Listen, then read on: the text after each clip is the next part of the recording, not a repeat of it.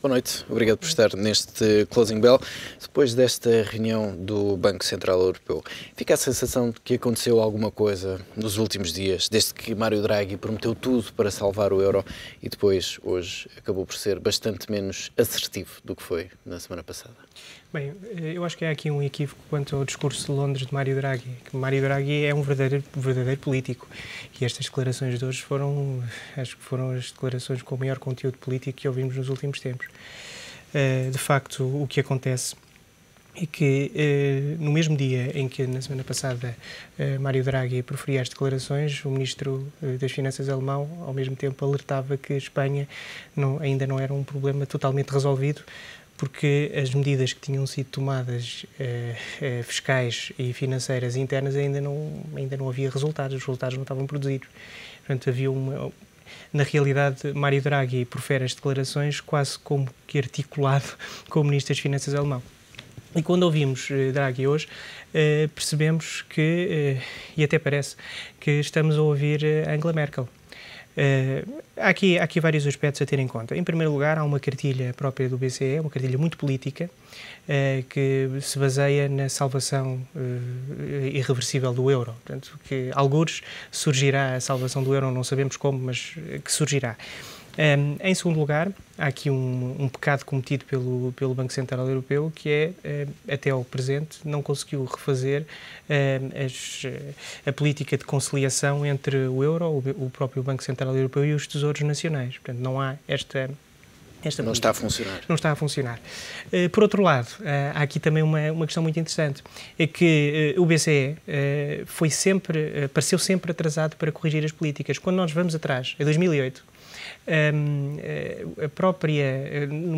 no início da crise imobiliária, o Banco Central Europeu, até ao final do ano, esteve a subir a taxa de juros. Portanto, no exercício do mandato da estabilidade de preços, que sempre invocava. Tranquilamente a aumentar as taxas. Eu acho que, em suma, eu recorreria a uma máxima, que é o que nasce torto, enfim, tarde ou nunca se restabelece. E, portanto, há aqui este aspecto... Mas como dizia há pouco, quase que Mário Draghi acaba por repetir aquilo que é a visão da Alemanha. Mas não parece que foi a Alemanha que deu aqui esses sinais a Mário Draghi ao longo dos últimos dias? Primeiro, fechando a porta a uma licença bancária para um mecanismo de estabilidade, como até já tinha sido admitido por um dos governadores do Banco Central Europeu. Depois, voltando a dizer que Eurobonds, nem pensar. Não, eu acho o seguinte... A Alemanha retirou a margem de manobra a Draghi neste fazer tudo para salvar o euro. Há aqui um aspecto perverso no discurso do Banco Central Europeu, a mistura da política com os números. E, portanto, há aqui um aspecto que é importante assinalar. E eu diria, em duas condições que são assinaladas pelo próprio Mário Draghi no discurso, e eu assinalaria essas duas condições. Em primeiro lugar, utilizando uma linguagem muito técnica e complicada por referência à própria senhoriagem da dívida, tenta evidenciar que há uma condição fundamental, que é, de facto, que o Estado, no cumprimento deste plano de resgate, não pode assumir sozinho as perdas. Portanto, é preciso um envolvimento dos privados. Portanto, é um discurso que já vem de trás e é um discurso... Da situação da Grécia. Da situação da Grécia. Mas utiliza palavras muito complicadas para explicar uma realidade que aparentemente é fácil, que todos têm que estar envolvidos na correção desta situação. E, por outro, evidentemente que aqui parece mais um governante alemão a falar, que é preciso definir as condições de resgate por via do Fundo de Estabilidade e do Mecanismo Europeu de Estabilidade. E arremete implicitamente, mais uma vez, por isso... Utilizando palavras numéricas, quase enigmáticas, remete para a decisão do Tribunal Constitucional Alemão, sem usar a expressão Tribunal Constitucional Alemão. Portanto, é muito estranho. E essa decisão vai ser, de facto, fundamental para a evolução dos mercados? Enfim, eu não sei se será fundamental. Eu acho que é uma espera cara. Eu acho que é basicamente uma espera muito cara, porque, na realidade, estamos a falar de um mês e meio. E, portanto, num mês e meio tudo acontece. Aliás, o resultado das declarações de Mário Draghi hoje foram absolutamente desastrosas para os mercados, do ponto de vista da confiança. E, portanto, eu não diria que é decisivo, mas é caro. E Mário Draghi também enviou o recado para a Espanha e para a Itália, dizendo que não podem contar com o BCE para os salvar sem antes pedirem um apoio aos mecanismos de estabilidade. Draghi disse claramente que, embora deixando a porta aberta para novas compras de dívida por parte do Banco Central Europeu, os países devem ativar os pedidos de compra de dívida junto do FEF inicialmente e depois do mecanismo de estabilidade. Com a remissão para as ditas condições. Mas eu acho que há aqui um aspecto muito importante. Há pouco, quando se falava mesmo da própria economia inglesa, a economia britânica, não obstante os problemas que também assolam a economia britânica, há aqui um aspecto que é absolutamente decisivo. É que nós estamos a falar numa zona euro em que há um movimento de capitais livre. E esse movimento de capitais livre gera uma convicção por parte dos vários Estados que fazem parte da zona euro que não precisam de ter divisas. Normalmente as divisas, até temos esta experiência da zona euro, as divisas nos próprios Estados era utilizado como um sistema de alerta que algo estava mal. Ora, à partida, confiando no euro e confiando na força do euro, é óbvio que a inexistência deste mecanismo associado às divisas gera mais problemas para os Estados. E tudo isto para dizer o seguinte, de facto, o discurso alemão e do próprio Banco Central Europeu, ao remeter para a autorresponsabilização do Estado, não é um discurso factual, é um discurso opinativo, é um discurso que se baseia pura e simplesmente no exercício teórico e na confiança cega do exercício das políticas monetárias.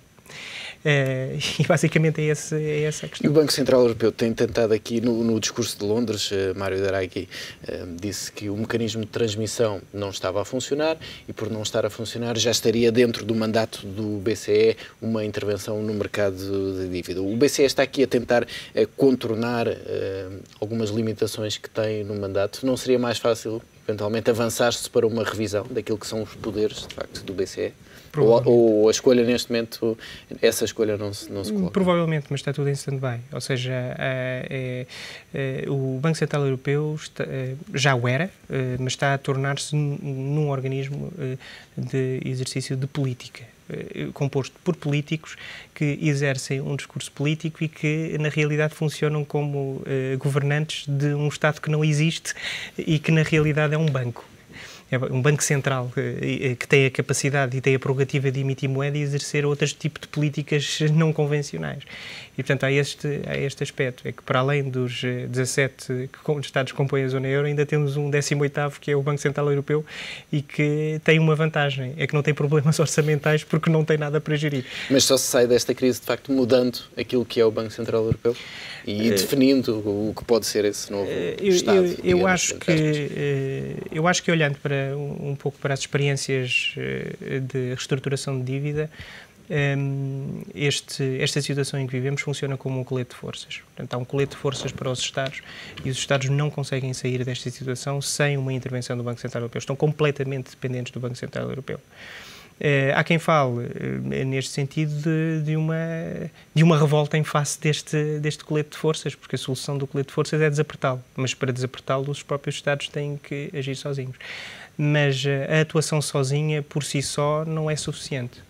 A união é melhor do que cada um tentar puxar para o seu lado. Que é aquilo que se tem assistido mesmo nas últimas declarações. Tivemos ali 1 ou 2 dias de sintonia nestas palavras de fazer tudo para salvar o euro. A partir daí as declarações foram cada um para o seu lado. A mensagem parece ser em sentido contrário. Parece ser no sentido de que os Estados primeiro têm que aprender a nadar, porque a origem da crise é externa. Em segundo lugar, depois de detectarem que a origem não é externa, deviam ter sido mais responsáveis e não deviam ter contraído tanta dívida.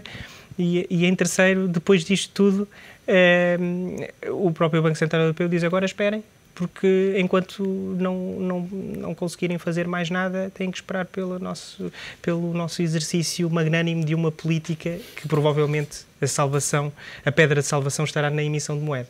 Mas sempre com essa crença de que o euro é irreversível. Guilherme, já deu para perceber que agosto vai ser um mês quente nos mercados, também talvez por isso, neste final da nossa conversa, importa olhar para algumas sugestões de leitura para se perceber de que é que estamos a falar quando falamos desta crise, que não é uma crise isolada da Europa, não é uma crise isolada na história, aliás, a história tem tendência a repetir-se nestas questões. Há um livro muito interessante, é um livro de 2009, que se chama This Time is Different, que é um livro feito por dois professores da Universidade de Maryland e de Harvard, Carmen Reinhardt e Kenneth Rogoff.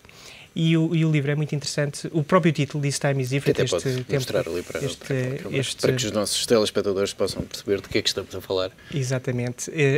Este tempo é diferente. Baseia-se numa ideia que há uma síndrome que nos ataca pelo menos há 800 anos. Este livro faz uma análise empírica de todas as crises, de todos os defaults desde 1300, pelo menos. E é muito interessante quando nós olhamos, em primeiro lugar, para esta teoria deste tempo é diferente. Na realidade, os índices são sempre os mesmos, os indícios são sempre os mesmos da crise e no momento em que atacam os indícios ficam presentes, os próprios operadores, os próprios agentes dizem não, este período é diferente e, portanto, isto vai tudo mudar. Ninguém se lembra que aquilo já aconteceu. Que já aconteceu. E do ponto de vista de números, é muito interessante olharmos que entre 1300 e 1900, quem esteve no top dos defaults financeiros foi a Espanha. Espanha teve entre 1300 e 1900 13 defaults. Não é? 13 defaults, seguido pela França, em que teve 9 defaults. Já agora, Portugal, entre esse mesmo período, teve 5 defaults, sendo que 4 desses defaults foram durante a ocupação espanhola, entre 1560 e 1640. Portanto, esperemos que desta vez algumas coisas, de facto, sejam diferentes e para melhor. Guilherme, obrigado pela presença neste Closing Bell. Boas férias. Obrigado.